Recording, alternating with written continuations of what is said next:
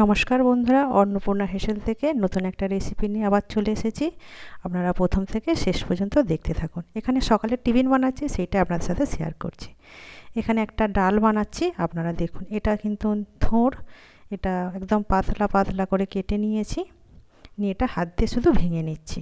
দেখুন কিভাবে কি বানাচ্ছি, অবশ্যই ভালো লাগবে। যেহেতু সকালের টিফিন বানাচ্ছিলাম, সেইটা ভাবলাম আমার বন্ধুদের সাথে শেয়ার করি। এখানে আলু যে যেমন খাবেন সেই অনুযায়ী দেবেন, সয়াবিন আর থোড়, আর এর মধ্যে দেব ডাল, দেব যে কোনো ডাল আপনারা ব্যবহার করতে পারেন, কিন্তু ছোলার ডালটা বেশি ভালো লাগবে। এখানে আমি ছোট দানা একটা দেশি ছোলার ডাল, ছোট ছোট দানা, সেটা এখানে ব্যবহার করেছি। এটা সমস্ত একসাথে দিয়ে সেদ্ধ করে নেব। দেখুন, এটা টিফিনের জন্য, টিফিন বা ভাতের সাথেও খুব ভালো লাগবে। দেখুন এখানে ছোট্ট ছোট্ট দানা দেখতেই পাচ্ছেন, একদম এটা দিশি, একদম ঘরোয়া, সেই জন্য ছোটো ছোটো দানা এটা একসাথে দিয়ে সেদ্ধ করে নেব। দারুণ একটা রেসিপি, আপনাদের অবশ্যই ভালো লাগবে। সকালে বা সন্ধে রুটি দিয়ে, ভাত দিয়ে, মুড়ি দিয়ে অবশ্যই দারুণ লাগে খেতে, সেটাই আপনার সাথে শেয়ার করছি। প্রথম থেকে শেষ পর্যন্ত অবশ্যই দেখতে থাকবেন। দেখুন এখানে আমি একদম লো করে দিয়ে চাপা দিয়ে সেদ্ধ করে নিয়েছি। সয়াবিনগুলো কতটা বড় বড় হয়ে গিয়েছে। আর এখানে অল্প তেলের মধ্যে সমস্ত কিছু রান্না হবে, যেহেতু সব সেদ্ধ করে নিচ্ছি। দেখুন ডালটা অনেকটাই সেদ্ধ হয়ে গিয়েছে। এখানে সামান্য একটু নুন দিয়ে দেব, নুন দিয়ে আরও একটু চাপা দিয়ে সেদ্ধ করে নেব। দারুণ টেস্ট হয়, দারুণ খেতে লাগে, আর এটা পুষ্টিকর জিনিস। সমস্ত কিছু সেদ্ধ করে আমি এটা দেখুন কিভাবে বানাচ্ছি। দেখুন এখানে অলরেডি আমার সেদ্ধ হয়ে গিয়েছে। আমি এটা এবারে নামিয়ে নেব, একটু নাড়িয়ে নিয়ে দেখে। দেখুন ডালটা সেদ্ধ হয়ে গিয়েছে, এটা নামিয়ে নিয়ে এবারে ফোড়ন দেব। আপনারা চাইলে এটা নিরামিষও বানাতে পারেন, আমি এটা আজকের নিরামিষই বানাচ্ছি না, পেঁয়াজ রসুন দিয়েই বানাচ্ছি। দেখুন কিভাবে বানাচ্ছি, অবশ্যই বন্ধুদের ভালো লাগবে। আর আপনারা কমেন্ট করে অবশ্যই জানাবেন, শেয়ার করবেন, লাইক করবেন।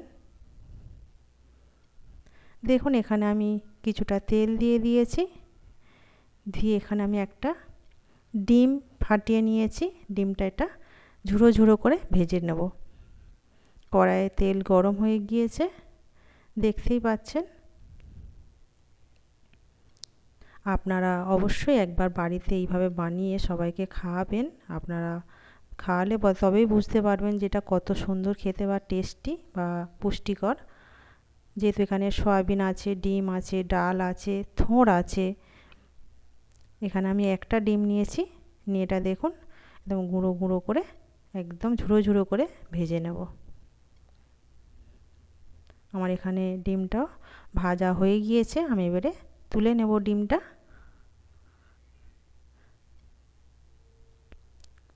দেখুন রেডি হয়ে গিয়েছে আমার ডিম, আমি এবার তুলে নিচ্ছি। দারুণ রেসিপি, আপনারা একবার অবশ্যই ঘরে ট্রাই করবেন, করে দেখবেন। এখানে ওই কড়াতেই আমি কিছুটা আরও তেল দিয়ে দিলাম, দিয়ে এবারে মশলাটা রেডি করব। কি কি মশলা দিচ্ছি আপনারা দেখতে থাকুন, এইভাবেই কিন্তু বানাবেন। এখানে সামান্য একটু জিরে, সামান্য দু চারটে দানা মৌরি ফোড়নে দিচ্ছি, আর এখানে তেজপাতা দুটো আর একটা শুকনো লঙ্কা ফোড়নে দেব। দিয়ে এটা ভালো করে মশলাটা ভেজে নেব। নিয়ে বাকি এখানে ছোট্ট একটা পেঁয়াজ দিয়েছি, দিয়ে এটাকে ভালো করে কষিয়ে নেব।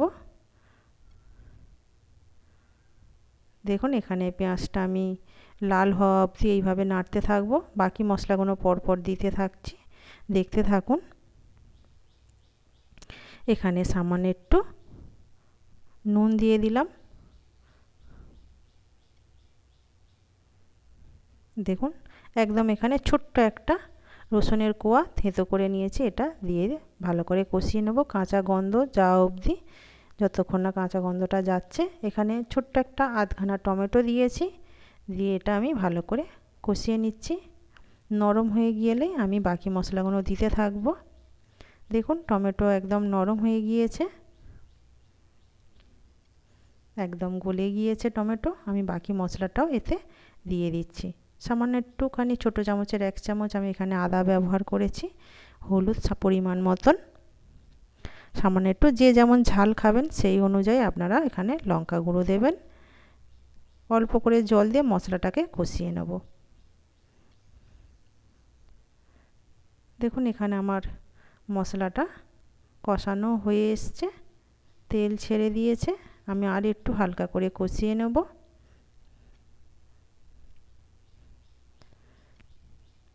এখানে আমার মশলা কষানো রেডিও হয়ে এসছে, তেলও ছেড়ে দিয়েছে। আমি এবারে সবজিগুলো এর মধ্যে ফোড়ন ঢেলে দেবো। দেখুন বেশি দেরিও লাগে না, খুব তাড়াতাড়ি হয়ে যায়, উপরন্ত টেস্টি হয়, দারুণ খেতে। দিয়ে আমি একটু চাপা দিয়ে এটা মশলার সাথে ফোটাবো।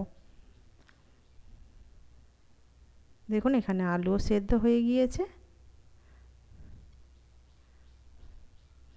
রেডি হয়ে গিয়েছে আমার ডাল। এখানে এবারে ডিমটা যে ভেজে রেখেছিলাম সেটা দিয়ে দেব। ডিমটা দিয়ে এটা আরেকটু ফোটাবো। আপনারা অবশ্যই একবার এইভাবে বানিয়ে দেখবেন, দারুণ লাগবে খেতে। এবারে আমি এর মধ্যে দেব সামান্য একটু নামানোর আগে ঘিটা দিয়েই নামিয়ে নেব। রুটি বা গরম ভাত ভালোই লাগে খেতে। আপনার সাথে শেয়ার করলাম, কেমন লাগলো অন্নপূর্ণা হেসেল অবশ্যই আপনারা জানাবেন। দেখুন আমার এখানে সবজি রেডি। আমি এখানে দেখুন সামান্য একটু ঘি দিয়ে এটা রেডি করে নিলাম। গরম গরম এরকম যদি সবজি পাওয়া যায় আর গরম রুটি বা ভাত, অবশ্যই সবার ভালো লাগবে। কেমন লাগলো অবশ্যই জানাবেন। অন্নপূর্ণা হেসেলের এই রেসিপিটা আপনারা অবশ্যই শেয়ার করবেন, কমেন্ট করবেন আর লাইক করবেন। দারুণ একটা রেসিপি আপনার সাথে শেয়ার করলাম। নমস্কার।